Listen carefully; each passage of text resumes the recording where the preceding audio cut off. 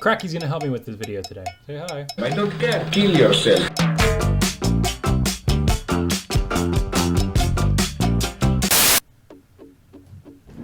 So, 3 different types of terminology. We're gonna talk general terms, sales and breeder terms, some common problems that reptiles have that you may not understand.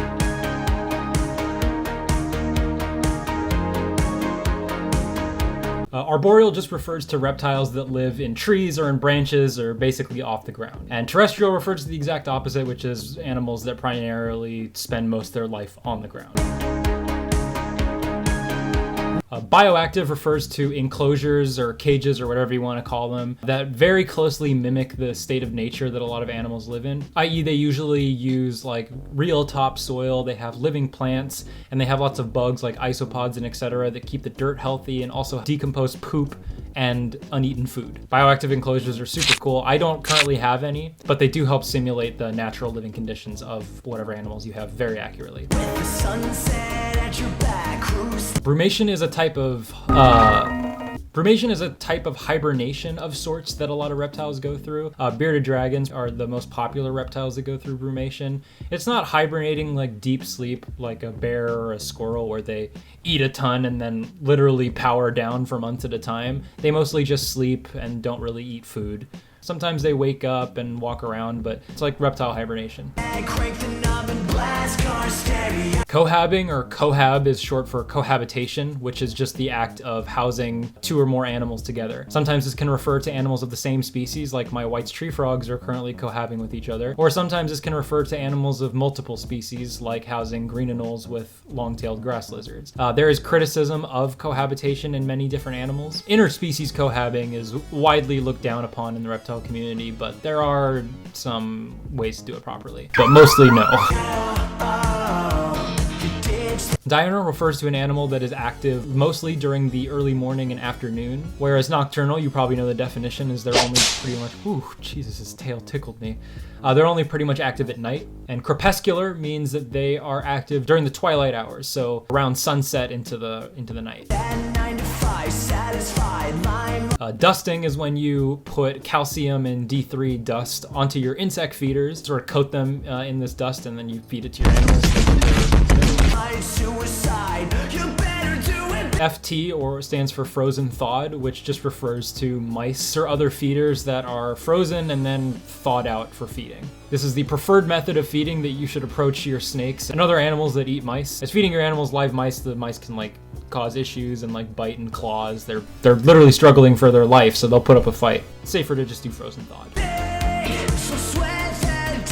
Gutloaded refers to giving your feeders nutrient-rich food so that it loads their gut with minerals that your reptiles otherwise wouldn't eat. For example, all of my lizards are fed dubia roaches, which are gut-loaded on carrots and other veggies, which possess necessary minerals these reptiles need, but because they're not omnivores or herbivorous, they require those minerals somehow. Where are you going?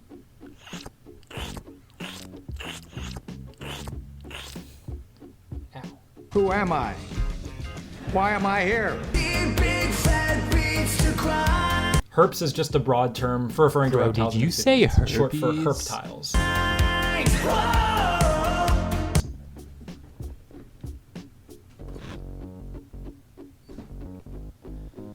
Herping is the act of journeying into the wilderness with the sole purpose of catching and releasing reptiles and amphibians. There's a lot of criticism as to whether or not herping is morally okay within the reptile community, since you are sort of disturbing a lot of wild populations. But a lot of times the rewards can be quite educational. You, man, arguments to be made. Dude, I think I'll do a herping video eventually.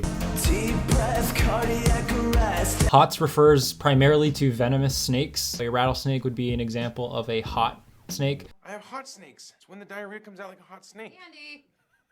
The deadly qualifier is usually what signifies it being a hot or not hot reptile. And no, cold is not used to refer to non-venomous reptiles. Shed just refers to the state that a reptile is in when it begins to shed its skin. Take a drive in the car from... In shed just refers to an animal that has begun the shedding process but not yet completed it. For example, Cracky is in shed. You can see some of the skin coming off of him right there. In blue refers to right before snakes begin the shedding phase, their eye caps will turn blue. This is totally normal. It's not something to be afraid of, but it just signifies that they're about to enter shed. Morph. Morph refers to a genetic mutation that a reptile has to make it look different than it normally would in the wild. For example, Apollo is a melanistic morph. He's kind of albino and lacks a lot of the darker pigments than you see in traditional corn snake. There are tons and tons and tons of different morphs. It would be impossible for me to cover every single one in this video or really any video at all. Mice come in numerous different sizes, the smallest being pinkies, which are basically newborn mice that are very, very pink, which is why they're called pinkies. Fuzzies are the next size up and are named so because they are pinkies that start to have fuzz on them. Hoppers are the next size after that. They start to look like adult mice with their full fur and everything, but I'm not actually sure why they're named hoppers. okay, I didn't learn anything useful. But hoppers are basically sub-adult mice. And then from there you go small, medium, large mice, and then rats, basically. Sexually dimorphic. Sex. A sexually dimorphic animal is an animal where it's very easy to tell the male and female apart. Another good example of this in nature is anglerfish, whereas the females are big bigums and the males are very tiny. The females are big doms and the males are tiny subs. So a terrarium is basically an aquarium that has land features in it. A vivarium is a variant of a terrarium that often has living plants. Not all vivarium... Lighting. Most reptiles require two different types of light. UVA, which refers to heat. UVA light in a heating gradient allows reptiles to better process and digest their food. Also heats up their blood so they can become more active and burn their calories. And then UVB refers to their ability to process vitamins and minerals such as calcium and D3.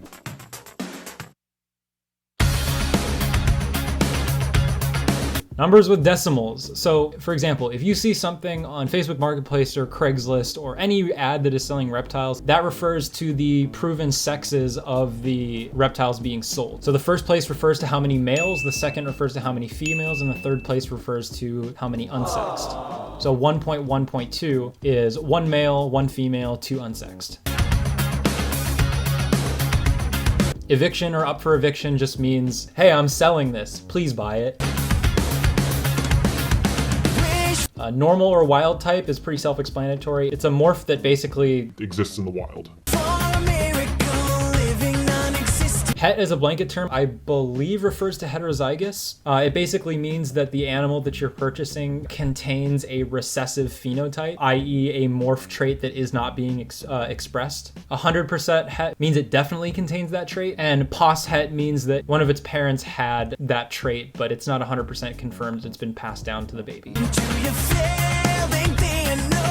These are possibly the most important ones when buying reptiles. CB specifically refers to captive born. CBB refers to captive born and bred. Now, the distinction here is really, really, really important. Really? If you see an animal that is marked CBB, it was bred in captivity, which means its parents mated in captivity and the eggs were hatched in captivity, which is a good animal. If it's CB, it can mean a couple of things. A lot of times reptile people will use CB to denote CBB, but where the issue lies is that CB animals can be captive born, which all that means is they can just get a wild female that has eggs, her female lady eggs, and so hatch them in there and claim that they're captive bred. Those are still technically wild animals and come with a lot of the same problems that actual wild animals do, even though they were technically hatched in captivity. If you're ever skeptical when buying an animal, you can always ask the breeder or the seller. WC refers to wild caught, pretty self-explanatory, an animal that was rounded up and caught in the wild. And then CH refers to captive hatched. You don't really see this one too much. It is basically synonymous with captive born. Farmed and farm bred. This is a form of captive breeding in which large quantities of animals, such as savanna monitors, I actually made a video about this if you want to check it out, are put up in these giant farms where they breed and have babies, but it's not technically captivity. So a farm bred animal is basically a wild caught animal.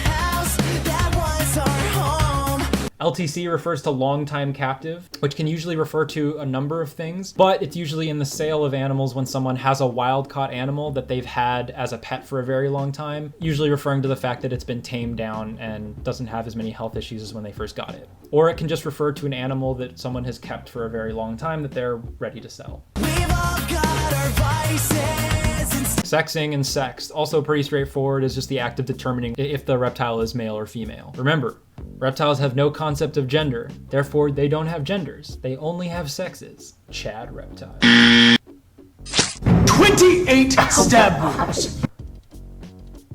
God, no one likes to sit still. we've all got our vices and still we judge alone what we see. A nose rub generally occurs when an animal is rubbing its nose against the sides or the top of its cage, causing the skin and the scales to be worn down and an open wound to form on their nose. I could make an entire video about metabolic bone disease, but in essence, it's a disease that occurs in lots of different reptiles in which the reptile does not get an appropriate amount of calcium or UVB, in which case its bones begin to deform. Oh, my bones are aching. Storm's coming up, Annie. You better get home quick. Leading to long-term incurable health problems. Nearly, and I say nearly because not all, nearly all diurnal insectivorous lizard species require calcium and require UVB. Failing to give these things to your lizards means that they could have metabolic bone disease and wind up looking like some of these horribly deformed lizards. Stuck shed usually occurs when the humidity in a reptile's enclosure is not high enough and they have problems shedding their old skin, in which case that dead skin gets stuck onto their body and just refuses to come off. It takes a lot of work to remove stuck shed, but usually you can do so with just baths, misting, and etc. Anyway, hope that clears it up. Let me know what kind of video you want to see next. If you're not subscribed, you should do that. Like the video, hit notifications, hit the bell, whatever. I'll see you next time.